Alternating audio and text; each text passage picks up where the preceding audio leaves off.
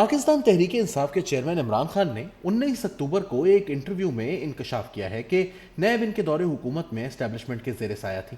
ان کا مزید یہ کہنا تھا کہ انہوں نے اسٹیبلشمنٹ سے کہا کہ نیب کے ذریعے سے اپوزیشن کے لوگوں کے کیسز پر فیصلے کروائے جائیں۔ عمران خان کے اس بیان سے ایک حقیقت تو واضح ہو گئی ہے کہ وہ اپنے سیاسی مخالفین کے خلاف انتقامی کارروائیوں کے لیے نیب کو استعمال کرتے تھے۔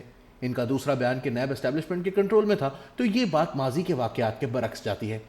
عمران خان نے جولائی 2019 میں اپنے دورہ امریکہ کے دوران واشنگٹن ڈی سی میں پاکستانی تارکین وطن سے خطاب کرتے ہوئے کہا تھا کہ شاہد خاقان عباسی کہتا تھا مجھے پکڑ کے دکھائیں، ہم نے اس کو پکڑ کر جیل میں ڈال دیا۔ اب خاقان عباسی بار بار تقریریں کر رہے تھے کہ مجھے جیل میں ڈالو، اگر میں نے کچھ غلط کیا جیل میں ڈال دیا اب ہم نے اسے۔ عمران خان شاہد خاقان عباسی کی گرفتاری کو اپنا ذاتی کارنامہ قرار دے رہے تھے۔ آج ان کا یہ کہنا کہ نیب ان کے کنٹرول میں نہیں تھا محض ایک روایتی یو ٹرن ہے۔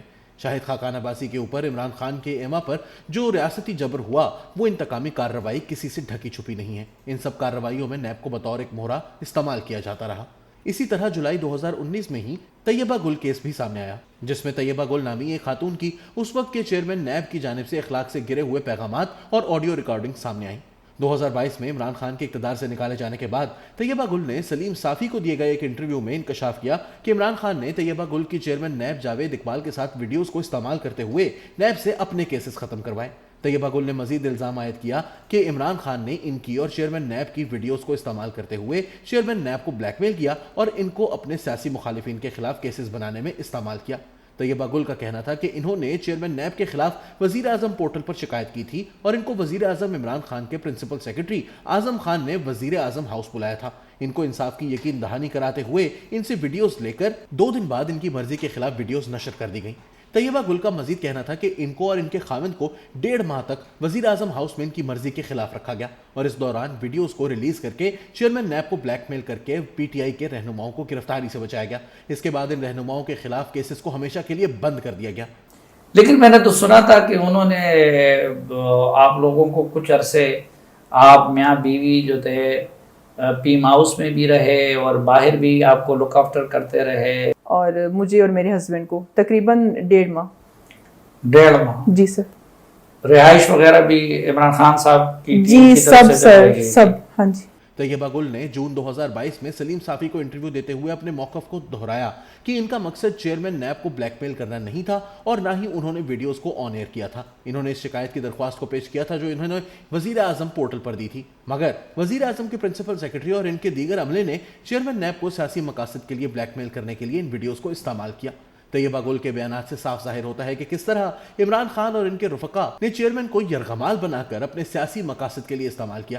چیئرمین نیب کی اس دور میں عمران خان کے سیاسی مخالفین کے خلاف کارروائیوں سے اندازہ لگایا جا سکتا ہے کہ وہ عمران خان اور ان کی حکومت کے ہاتھوں یرغمال تھے۔ آج عمران خان کا یہ کہنا کہ نیب ان کے کنٹرول میں نہیں تھا حقیقت کے منافی نظر آتا ہے۔ مسلم لیگ سے تعلق رکھنے والے خواجہ محمد آصف نے جب عمران خان کی موجودہ اہلیہ بشرا بی بی کے خلاف گفتگو کی تو ان کو نیب نے ایک کیس میں اٹھا لیا۔ ان کو بھی بظاہر سیاسی انتقام کا نشانہ بنایا گیا کیونکہ نیب بعد میں ان کیسز کو ثابت کرنے میں ناکام رہی۔ سابق director general FIA Bashir Memon بارہا اپنے انٹرویوز میں بتا چکے ہیں کہ کس طرح ان کو مسلم لیگ نون اور مریم نواز کے خلاف جھوٹے کیسز بنانے کے لیے استعمال کرنے کی کوشش کی گئی اور کس طرح وزیر اعظم عمران خان نے ان پر دباؤ ڈالا۔ بشیر میمن کے مطابق جب انہوں نے انتقامی کارروائیوں کا حصہ بننے سے انکار کیا تو سیاسی مخالفین کے خلاف وہی سب کیسز بنانے کے لیے نیب کو استعمال کیا گیا۔ عمران خان کی حکومت کے دور میں اپوزیشن کے خلاف نیب نے بے شمار کیسز بنائے۔ آصف علی زرداری، فریال تالپور، مریم نواز شریف، شہباز شریف، خورشید شاہ، خواجہ آصف، شاہد خاقان عباسی، خواجہ سعد رفیق، مفتاح اسماعیل اور بہت سارے افراد ہیں جو نیب کا نشانہ بنے ہیں۔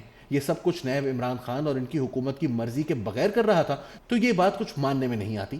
عمران خان صاحب حکومت کے چھن جانے کے بعد ہر الزام اسٹیبلشمنٹ پر لگا کر اپنی جان چھڑوانا چاہتے ہیں اور اس مقصد کے لیے حقائق کو توڑنا مروڑنا ان کے نزدیک شاید مکمل طور پر جائز ہے۔